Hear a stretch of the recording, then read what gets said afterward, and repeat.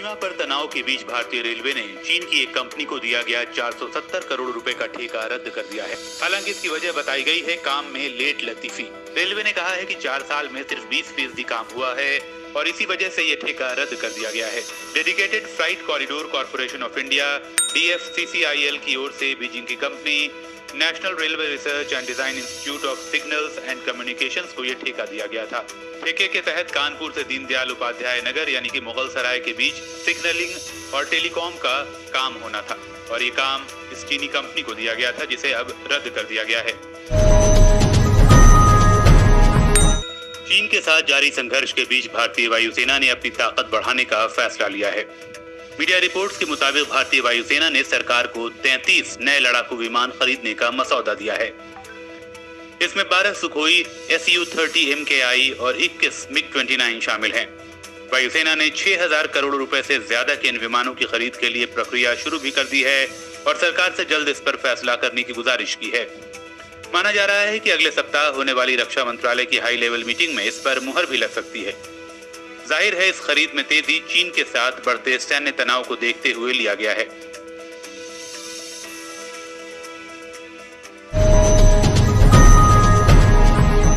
Corona ने सबसे ज्यादा अगर किसी को परेशानी में डाला है तो वो हैं प्रवासी मजदूर। बेरोजगार हो चुके हैं, काम नहीं है। गुरुवार को केंद्र सरकार ने मजदूरों के लिए गरीब कल्याण रोजगार नाम की योजना की घोषणा की, जिसे 20 जून को पीएम लॉन्च करेंगे। वित्त मंत्री ने योजना के बारे में जानकारी देते हुए कहा है कि इसके तहत 6 राज्यों के 116 जिलों में 125 दिनों तक प्रवासी मजदूरों को उनके स्किल के हिसाब से काम दिया जाएगा। इसके तहत सरकार 25 स्कीम्स में 50,000 करोड़ रुपए खर्चेगी। बिहार, उत्तर प्रदेश, मध्य प्रदेश, राजस्थान, झारखंड और ओडिशा के 116 जिलों में बड़ी संख्या में मजदूरों की वापसी हुई है। इस अभियान के तहत बिहार के 32, उत्तर प्रदेश के 31, मध्य प्रदेश के 24, राजस्थान के 22, ओडिशा के 4 तो झारखंड के 3 जिलों के प्रवासी मजदूरों को रोजगार मिलेगा। यह अभियान जल्द ही चुनाव होने वाले राज्य बिहार के खगड़िया जिले से 20 तारीख को लॉन्च होगा।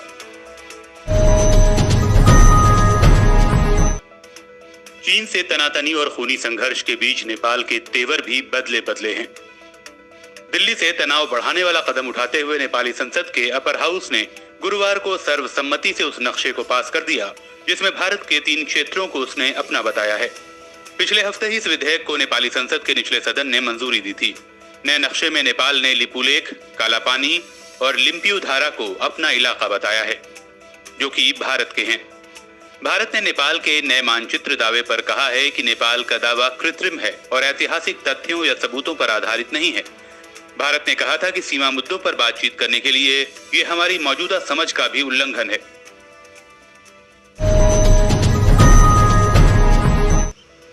भारतीय सेना ने उस खबर को नकार दिया है जिसमें कहा गया था कि कुछ भारतीय जवान गलवान घाटी में हुई झड़प के बाद से लापता हैं या चीन के कब्जे में हैं। सेना ने साफ किया है कि कोई भी सैनिक लापता नहीं हुआ है। दरअसल न्यूयॉर्क टाइम्स के एक आर्टिकल के अलावा डिफेंस एनालिस्ट अजय शुक्ला ने भी ऐसा दावा किया था कि गलवान घाटी में हुई हिंसक झड़प के बाद कई भारतीय सैनिक चीन के कब्जे में हैं। अब सेना ने कहा है कि न्यूयॉर्क टाइम्स में 17 जून को in China India clash 2 nationalist leaders with little room to give नाम के आर्टिकल के संबंध में ये स्पष्ट करना चाहते हैं कि कोई भी भारतीय सैनिक लापता नहीं है।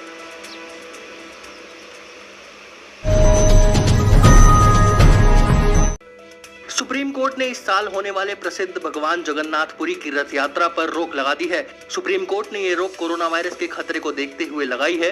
रिपोर्ट्स के मुताबिक 23 जून से शुरू होने वाली यात्रा को स्थगित करते हुए चीफ जस्टिस S.A. बोबडे ने कहा कि अगर कोर्ट इस यात्रा को अनुमति देती है तो भगवान कोर्ट को भी माफ नहीं करेंगे।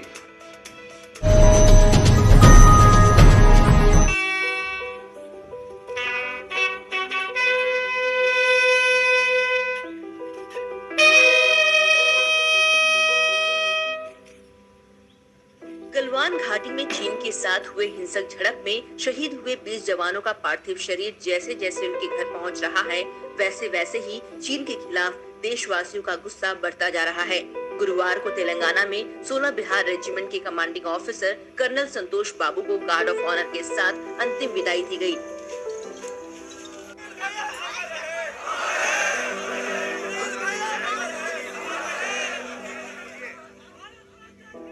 इसी कड़ी में सहरसा के वीर कुंदन यादव, बिहटा के सुनील कुमार, पटियाला के नायब सूबेदार मनदीप सिंह और पश्चिम बंगाल के राजेश उरांग का पार्थिव शरीर भी अपने अपने गांव पहुंचा।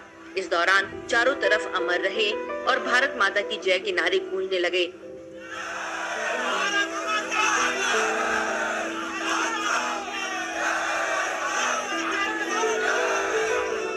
परिवार और पड़ोसियों की आंखों में आंसू के साथ गर्व की चमक दिखी। सभी अपने सपूतों के बलिदान के आगे नतमस्तक दिखे और देश पर न्यौछावर हुए इन रणबांकुरों की अंतिम यात्रा में शरीक होकर सम्मान के साथ उन्हें विदाई दी।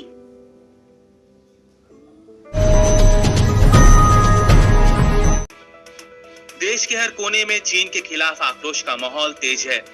बिहार में भी चीन के सामान और कंपनियों के बहिष्कार के लिए जन अधिकार पार्टी के नेता पप्पू यादव आगे आए। उन्होंने जेसीबी मशीन के फ्रंट लोडर बकेट पर चढ़कर कोतवाली थाने के सामने लगे चीनी मोबाइल कंपनी ओप्पो के बैनर पर काली पोती और काली स्याही से नो चाइनीज प्रोडक्ट लिखा। इस दौरान जन अधिकार पार्टी के कई कार्यकर्ताओं ने चीन के खिलाफ नारेबाजी की। पूर्व सांसद पप्पू यादव ने कहा कि मैं सभी से अपील करता हूं कि चीनी कंपनियों का बहिष्कार करें।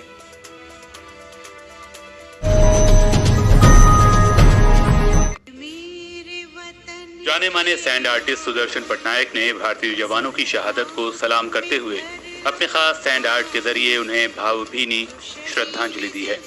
हर बड़े अवसर को अपने सैंड आर्ट पर उकेरने वाले सुदर्शन ने ओडिशा के पुरी बीच पर शहीद हुए जवानों को याद किया। उधर ओडिशा के सीएम नवीन पटनायक ने शहीद जवानों के परिजनों को 25-25 लाख रुपए की सहायता राशि देने का भी ऐलान किया है।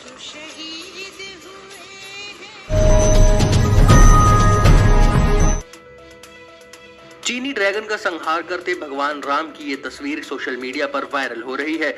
इस तस्वीर को चीन के कट्टर दुश्मन ताइवान की एक न्यूज वेबसाइट ने अपनी photo of the day segment के लिए चुना है। taiwannews.com पर लगे इस फोटो में दिखाया गया है कि भगवान श्री राम चीन के ड्रैगन को बाण मार रहे हैं। वहीं पोस्टर पर संदेश में लिखा है कि हम जीतते हैं, हम मारते हैं। वेबसाइट ने हांगकांग के एक ट्विटर यूजर के अकाउंट से इस तस्वीर को उठाया है। हांगकांग के ट्विटर यूजर होसाई लेई ने इस फोटो को शेयर करते हुए भारत के प्रति अपना समर्थन जताया है और अब इस फोटो को दिन की शानदार तस्वीर बताकर ताइवान ने भी भारत के लिए अपना समर्थन जता दिया है।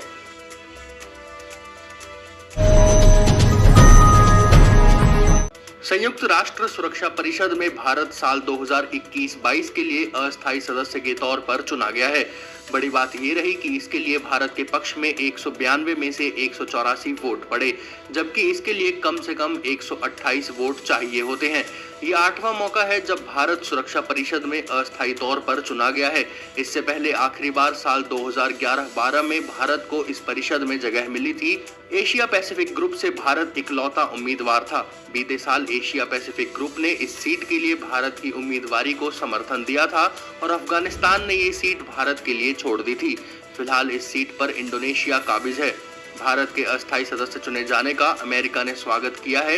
वहीं पाकिस्तान ने कहा है कि सुरक्षा परिषद में नई दिल्ली की अस्थायी सदस्यता हमारे लिए चिंता की बात है। अमेरिकी राष्ट्रपति डोनाल्ड ट्रंप ने उन चीनी अधिकारियों पर बैन लगाने वाले उस कानून पर हस्ताक्षर कर दिया है जिन पर उइगर मुस्लिमों के शोषण का आरोप है। अमेरिका के इस कदम पर चीन ने नाखुशी जाहिर करते हुए कहा है कि अमेरिका को इसका गंभीर अंजाम भुगतना पड़ेगा। बता दें कि अमेरिका में इस कानून को पास करने के लिए वहां की दोनों पार्टियों का समर्थन था और ये भारी बहुमत से पास हुआ और फिर राष्ट्रपति के हस्ताक्षर से उइगर मानवाधिकार नीति अधिनियम 2020 के रूप में सामने आया। मीडिया रिपोर्ट्स के मुताबिक चीन में उइगर मुस्लिमों के साथ काफी अत्याचार हो रहा है। उन्हें कैंपों में हिरासत में रखा जाता है।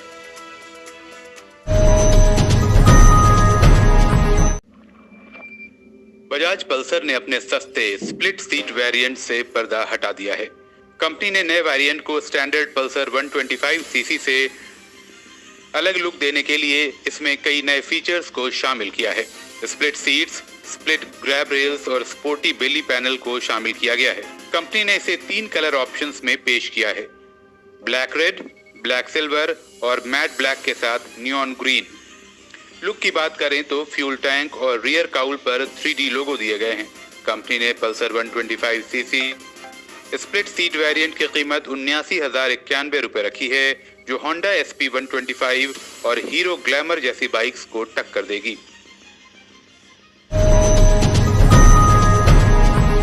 माइक्रो ब्लॉगिंग साइट ट्विटर ने अपना खास वॉइस ट्वीट फीचर चुनिंदा iOS यूजर्स के लिए जारी कर दिया है।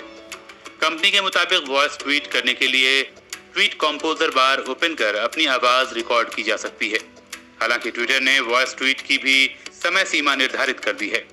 इससे यूजर्स 140 सेकंड तक ऑडियो रिकॉर्ड कर सकते हैं। अगर लिमिट खत्म हो जाती है तो खुद ब खुद नया वॉइस ट्वीट शुरू हो जाएगा। ये ट्विटर के फीड में उसी तरह दिखेंगे जैसे आम ट्वीट दिखते हैं। वॉइस ट्वीट सुनने के लिए इमेज पर टैप करना होगा। कंपनी ने कहा है कि इसे जल्द ही सभी iOS यूजर्स के लिए उपलब्ध कराया जाएगा।